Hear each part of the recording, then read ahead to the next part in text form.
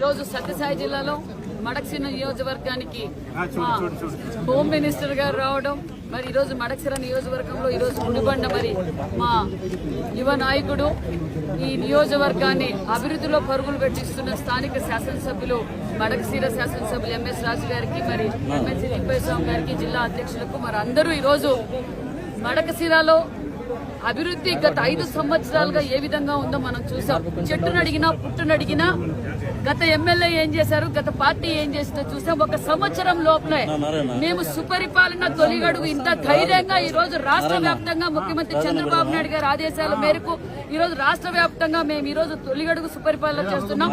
ప్రజల్లోకి వెళ్తున్నాం. మాకేం ఎన్నికలు లేవు, మాకు ఎలాంటి ఎన్నికలు లేవు. ధైర్యంగా మేము ఈ రోజు ప్రజల్లోకి వెళ్తున్నామంటే ఈ సంవత్సరం లోపల ఎన్నో మార్పులు తీసుకొచ్చాం. అభివృద్ధి ధ్యేయంగా పనిచేశాం. బడుగు బడిగిన వర్గాల కోసం పనిచేశాం.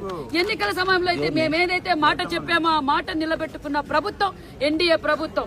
కాబట్టి మేము ప్రజల్లోకి వచ్చాం. మీకు 4,000 పెన్షన్ అందిందా, 3,000 వికలాంగుల పెన్షన్ అందిందా, 5,000 100% పెన్షన్ అందిందా అంటే అందరికీ అందింది. 90% తల్లి వందనం, ఒకరికే తల్లి వందనం పరిమితం చేయలేదు. సుమారుగా 10,000 కోట్ల రూపాయలతో ఇంట్లో ఎంత మంది బిడ్డలుంటే అంతమందికి మేము తల్లి వందనం అందజేశాం.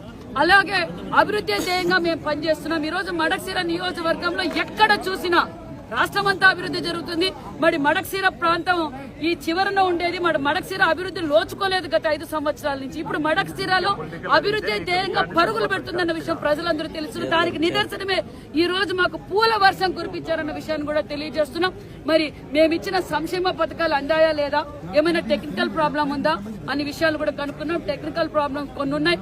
దీపం 2 కింద సిలిండర్లు అందాయి. అదేవిధంగా తల్లి వందనం అందింది. అదేవిధంగా ఉచిత ఇసుక, ఎక్సైజ్ పాలసీ, ఎంఎస్ఎంఈ పార్కులు, పరిశ్రమలు ఈ రోజు రాష్ట్ర వ్యాప్తంగా ఈ రోజు భారతదేశంలో ఏ రాష్ట్రంలో అభివృద్ధి జరుగుతుందంటే ఆంధ్రప్రదేశ్ వైపే చూస్తున్నాం. కొంతమంది వాళ్ళ పార్టీ శవ రాజకీయాలు చేయడం, చిల్లర రాజకీయాలు చేయడం, మరి తప్పును తప్పు కోర్టు శిక్షించినా అది మన తప్ప. దొంగల్ని వదిలిపెట్టాలా?